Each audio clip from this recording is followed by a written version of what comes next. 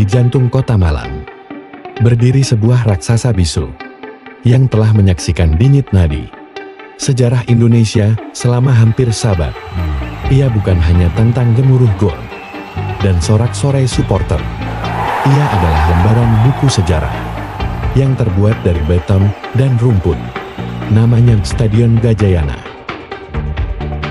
Bayangkan tahun 1924, Indonesia masih dalam cengkeraman kolonial. Tapi di Malang, sebuah visi besar lahir atas inisiatif Wali Kota Ibu Semaker. Pada tanggal 1 April tahun 1924, pembangunan dimulai. 2 tahun kemudian, tepatnya tahun 1926, stadion ini pun diresmikan. Namanya diambil dari Prabu Gajayana, Raja Agung Kerajaan Kanjuruhan pada abad ke-8, memberikan aura kejayaan masa lampau sejak awal.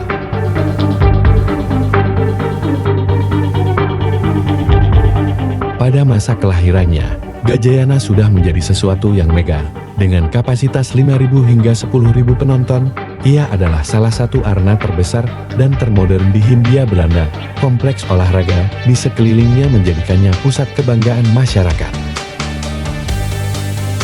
Tapi, Gajayana tidak hanya menyaksikan pertandingan olahraga, ia adalah saksi mata pergantian kekuasaan yang dramatis. Pada 7 Maret tahun 1942, di tempat ini, bendera Belanda diturunkan untuk terakhir kalinya dalam penyerahan kekuasaan yang pahit kepada tentara Jepang. Era baru pun dimulai, membawa serta babak penderitaan lain. Lalu, sangkar besi itu berubah fungsi lagi. Setelah proklamasi kemerdekaan dikumandangkan, semangat juang menyala-nyala, Stadion Gajayana bertransformasi menjadi markas militer bagi para pejuang arek-arek Malang yang gagah berani. Dari sinilah strategi untuk melawan agresi militer Belanda 1 dan 2 direncanakan. Gajayana bukan lagi sekadar stadion, ia adalah benteng terakhir semangat kemerdekaan. Perang usai, bangsa Indonesia berdiri tegak dan Stadion Gajayana, sang saksi setia, kembali ke fungsi awalnya, namun dengan wajah yang terus berubah mengikuti zaman.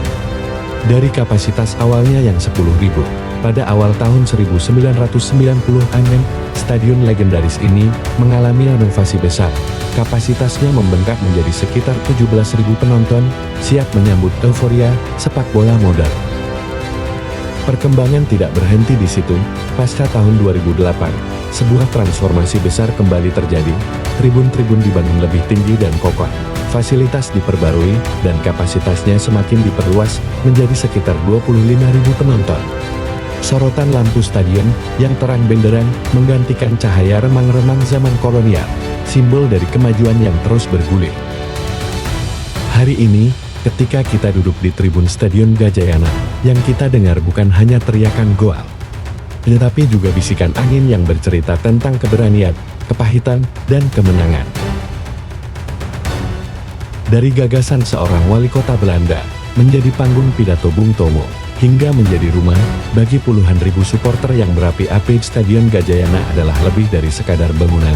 Dia adalah seorang saksi, sebuah monumen hidup, dan sebuah legenda yang terus bernapas, menceritakan kisahnya kepada setiap generasi yang datang.